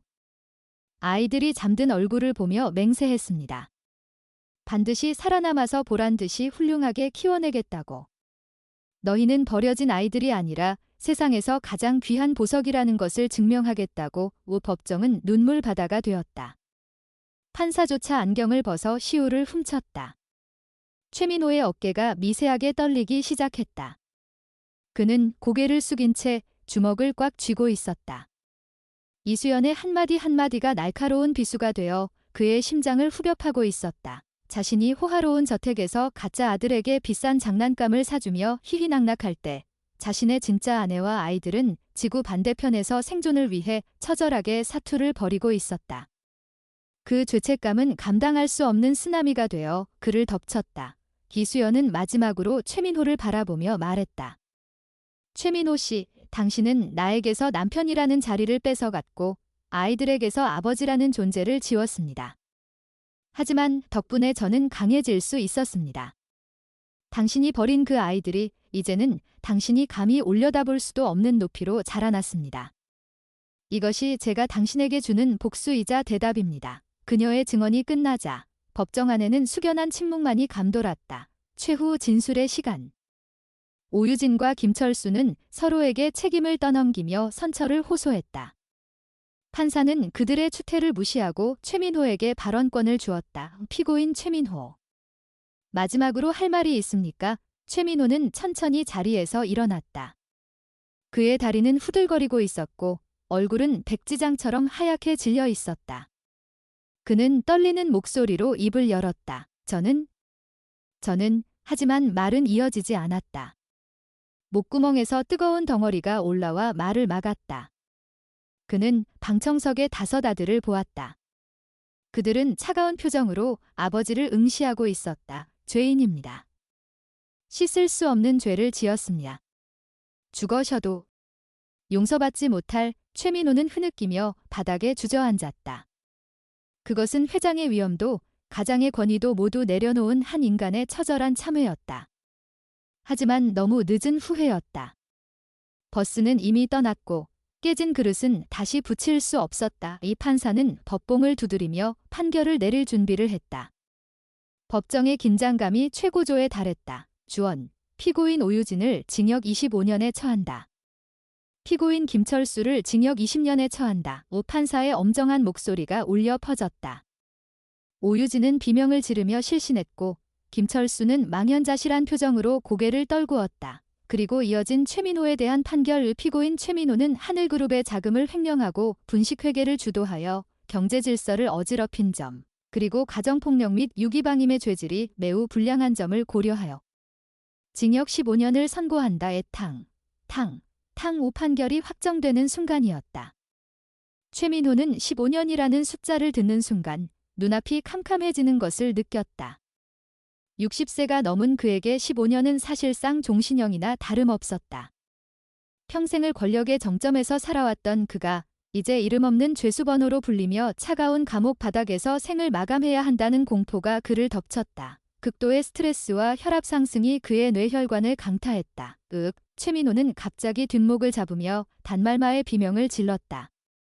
그의 몸이 뻣뻣하게 굳으며 옆으로 쓰러졌다. 피고인, 교도관들이 황급히 달려들었고 법정은 순식간에 아수라장이 되었다. 구급차 불러. 빨리. 최민호의 입가에는 거품이 일었고 눈은 흰자위가 드러난 채 점을 잃고 있었다. 뇌졸중이었다. 그가 쌓아올린 죄업의 무게가 결국 육체마저 무너뜨린 것이다. 들것에 실려나가는 최민호를 보며 방청석의 사람들은 웅성거렸다. 천벌을 받은 거야? 인과응보지. 동정로는 없었다. 이수연은 그 광경을 조용히 지켜보고 있었다. 그녀의 표정은 묘했다. 통쾌함보다는 깊은 연민과 씁쓸함이 묻어났다. 한때는 사랑했고 한때는 죽도록 미워했던 남자가 저렇게 비참하게 무너지는 모습을 보는 것은 결코 유쾌한 일이 아니었다. 첫째 도준이 이수연의 어깨를 감쌌다. 어머니, 괜찮으세요? 이수연은 고개를 끄덕이며 아들의 손을 잡았다. 그래. 이제 정말 끝났구나. 그녀는 들것에 실려나가는 최민호의 뒷모습을 향해 마음속으로 작별 인사를 건넸다. 잘 가요, 최민호. 당신이 준 상처 덕분에 나는 더 단단해질 수 있었어. 이제 당신은 당신의 지옥에서, 나는 나의 천국에서 각자의 몫을 살아가요. 법정 밖으로 나오자 눈부신 햇살이 쏟아졌다. 기나긴 겨울이 끝나고 봄이 오고 있었다. 기자들이 몰려들어 플래시를 터뜨렸지만 이수연과 다섯 아들은 당당하게 그 빛을 마주했다. 그들의 얼굴에는 그늘이 없었다. 20년 묵은 짐이 내려간 듯 그들의 발걸음은 그 어느 때보다 가벼웠다. 이제 그들 앞에는 과거의 그림자가 아닌 찬란한 미래만이 펼쳐져 있었다. 그날 저녁 뉴스는 최민호가 병원으로 이송되었으나 반신불수가 되어 평생 침대에 누워 지내야 한다는 소식을 전했다. 그는 의식은 있지만 말을 할 수도 몸을 움직일 수도 없는 감금 증후군 상태에 빠졌다고 했다. 그것은 죽음보다 더 잔혹한 형벌이었다. 그는 맑은 정신으로 매일매일 천장만 바라보며 자신의 죄를 되새김질해야 할 운명에 처한 것이다. 기수연은 뉴스를 끄고 창밖을 바라보았다. 도심의 야경이 오늘따라 유난히 아름답게 느껴졌다. 계절은 어김없이 순환하여 차갑고 혹독했던 겨울이 지나고 서울에도 완연한 봄이 찾아왔다. 벚꽃이 만개한 여의도 거리는 상춘객들로 붐볐고 사람들의 옷차림은 한결 가벼워져 있었다. 그 활기찬 풍경 한가운데 과거 하늘그룹의 본사였던 거대한 마천루가 새로운 이름으로 다시 태어날 준비를 마쳤다. 건물 꼭대기에 걸려있던 하늘이라는 간판이 내려가고 그 자리에는 세련된 디자인의 더원이라는 로고가 햇살을 받아 찬란하게 빛나고 있었다. 그것은 단순한 기업의 인수가 아니라 부패하고 썩어 문드러진 구체제를 청산하고 투명하고 공정한 새로운 시대를 여는 상징적인 사건이었다.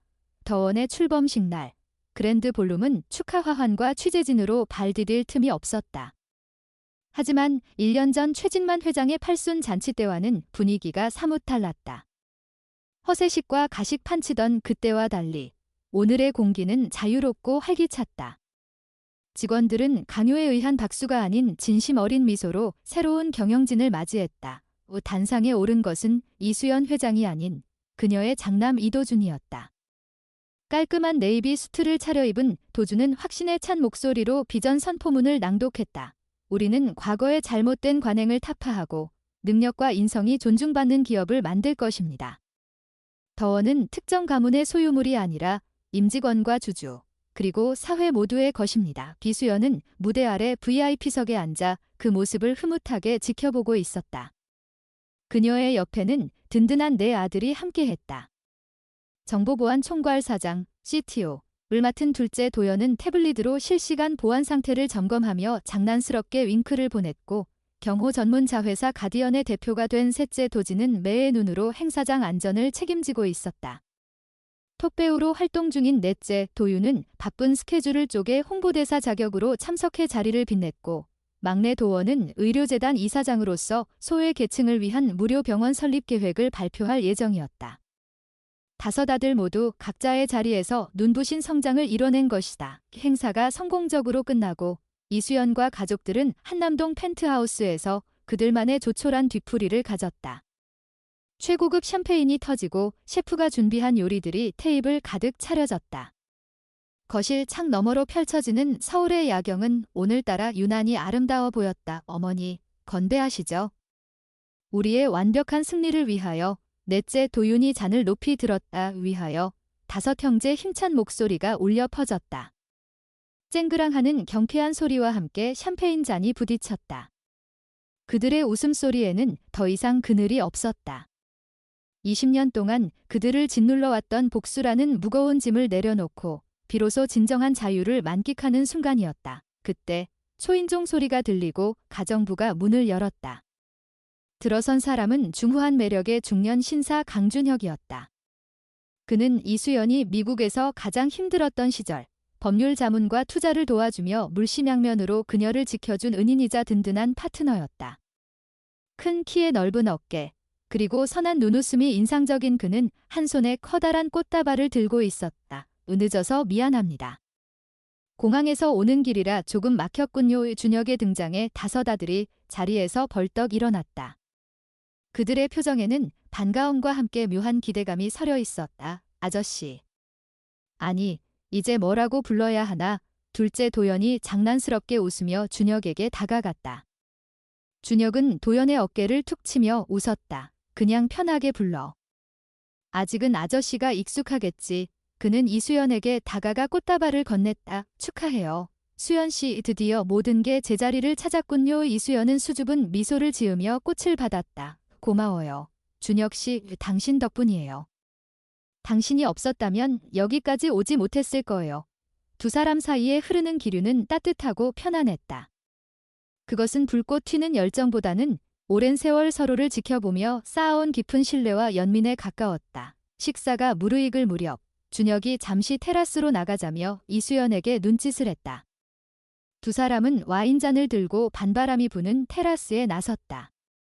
저 멀리 남산타워의 불빛이 별처럼 반짝이고 있었다. 기억나요? 15년 전 뉴욕의 그 낡은 아파트에서 우리가 처음 만났던 날 예준혁이 밤하늘을 올려다보며 말했다. 이수연은 고개를 끄덕였다. 그러며 아이들 병비 때문에 쩔쩔매던 저에게 당신이 첫 투자자가 되어주었죠. 그때 당신이 내민 손길이 저에게는 구명줄이나 다름없었어요. 준혁은 잠시 침묵하더니 진지한 눈빛으로 이수연을 바라보았다. 그때부터였어요. 당신의 그 강인함, 그리고 아이들을 향한 헌신적인 사랑을 보며 존경하게 된 것. 그리고 사랑하게 된 것. 이수연의 눈이 커졌다. 준혁은 주머니에서 작은 벨벳 상자를 꺼냈다. 화려한 다이아몬드가 아닌 은은하게 빛나는 진주 반지가 들어있었다. 수연 씨, 지난 20년은 아이들과 복수를 위해 치열하게 사셨잖아요. 이제 남은 인생은 저에게 기대서 조금은 편하게 쉬었으면 합니다. 당신의 남은 삶을 함께하는 동반자가 되고 싶습니다. 그것은 최민호의 허세 가득한 프로포즈와는 차원이 달랐다. 담백하지만 진심이 가득 담긴 고백이었다. 이수연의 눈시울이 붉어졌다. 그녀는 한 번도 재혼을 생각해 본 적이 없었다. 남자에게 받은 상처가 너무 컸기에 다시는 사랑을 믿지 않겠다고 다짐했었다. 하지만 강준혁은 달랐다. 그는 그녀가 가장 밑바닥에 있을 때 곁을 지켜준 사람이었고 그녀의 아들들을 친자식처럼 아껴준 사람이었다. 무엇보다 그는 그녀를 누구의 아내나 누구의 엄마가 아닌 기수연이라는 인간 그 자체로 존중해주는 유일한 남자였다. 이수연이 대답을 망설이는 사이 거실 쪽 창문이 드르륵 열리며 5개의 머리가 슉 나왔다. 어머니, 뭘 망설이세요? 저희는 100% 찬성입니다. 첫째 도준이 엄지를 치켜세우며 외쳤다. 맞아요. 준혁 아저씨라면 우리 아빠 자격 충분하죠? 아니, 이미 우리 마음속엔 아빠였는 거요. 막내 도원이 거들었다. 키스. 키스. 장난꾸러기 도연과 도윤이 박수를 치며 분위기를 띄웠다.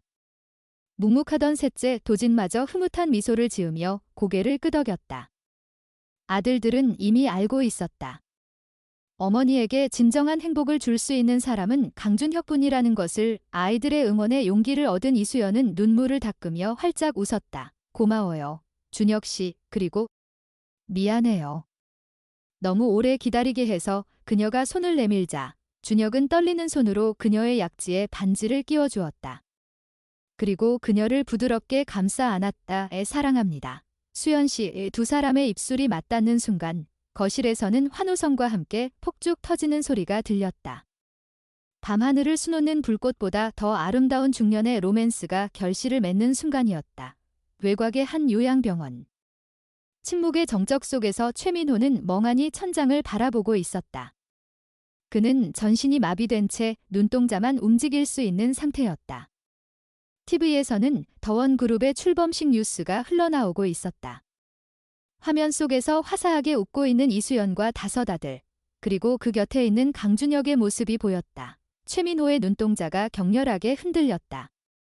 질투, 후회, 분노, 슬픔.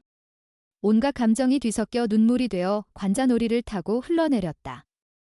그는 소리치고 싶었다. 저 자리가 내 자리라고. 저 멋진 아들들이 내 아들이라고.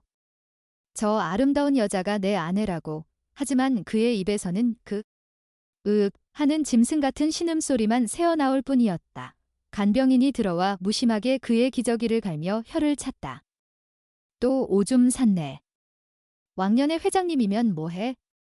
말년에 가족 하나 없이 이렇게 비참하시게 간병인의 타박은 비수가 되어 그의 가슴을 찔렀다. 그는 이제 영원히 자신의 과거라는 감옥에 갇혀 타인의 행복을 지켜보며 고통받아야 할 운명이었다. 이것이야말로 죽음보다 더 잔혹한 진정한 복수의 완성이었다. 한편 여도소 독방에 수감된 오유진은 미친 사람처럼 벽을 긁고 있었다. 그녀의 자랑이었던 고운 피부는 거칠어졌고 머리는 하얗게 섰다. 성훈아. 내 아들 성훈아. 그녀는 미친 사람처럼 중얼거렸다. 최성훈 역시 마약 및 공범 혐의로 수감되어 그녀와는 만날 수 없었다.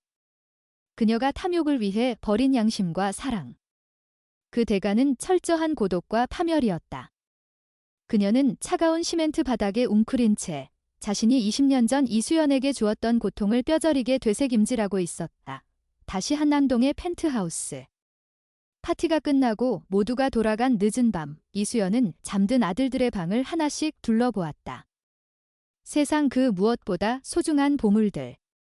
그들이 곤히 잠든 모습을 보자 가슴 한구석이 뭉클해졌다. 그녀는 마지막으로 자신의 방으로 돌아와 화장대 앞에 앉았다.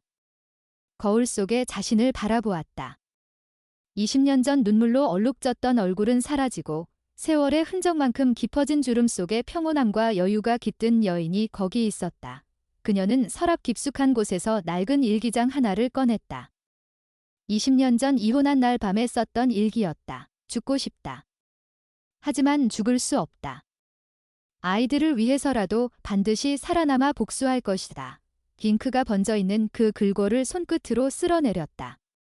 그리고 그녀는 펜을 들어 그 아래에 새로운 문장을 적어 내려갔다. 이 복수는 끝났다.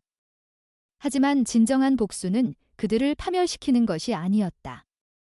진정한 복수는 보란듯이 행복해지는 것이었다. 나는 승리했다. 그녀는 일기장을 덮고 창가로 다가갔다. 강준혁이 선물한 반지가 달빛을 받아 반짝였다. 내일은 아침 일찍 준혁과 함께 부모님 산소에 다녀올 생각이었다. 가서 당당하게 말씀드릴 것이다. 당신의 딸이 그리고 손자애들이 이렇게 훌륭하게 잘 살고 있다고. 더 이상 걱정하지 마시고 편히 쉬시라고. 그녀는 창문을 열고 시원한 밤 공기를 깊이 들이마셨다. 봄바람에 실려오는 꽃내음이 향기로웠다. 어머니, 안 주무세요. 잠결에 깬 막내 도원이 비몽사몽한 얼굴로 거실로 나왔다. 이수연은 미소를 지으며 아들에게 다가갔다. 그래, 이제 자야지. 우리 아들, 내일 병원 개원식하려면 일찍 일어나야지. 그녀는 다 큰 아들을 아이처럼 토닥여 주었다. 도원은 어머니의 품에 얼굴을 비비며 웅얼거렸다. 어머니, 사랑해요. 그리고 고마워요. 포기하지 않아줘서 그 한마디가 이수연의 가슴을 울렸다. 나도 고맙다. 너희가 내 아들로 와줘서. 너희가 나의 구원이었어. 이수연은 아들의 이마에 입을 맞추었다. 어둠이 걷히고 동이 트기 시작했다. 건너 푸른 하늘이 서서히 보랏빛으로 그리고 황금빛으로 물들어가고 있었다. 그것은 찬란한 태양이 떠오르는 서막이었다. 지난 20년의 긴 밤은 끝났다. 이제 그들 앞에는 눈부신 아침과 영원히 지지 않을 행복의 태양만이 기다리고 있을 뿐이었다. 이수연은 떠오르는 해를 바라보며 화사하게 웃었다. 그녀의 인생 이막은 지금부터 시작이었다. 끝.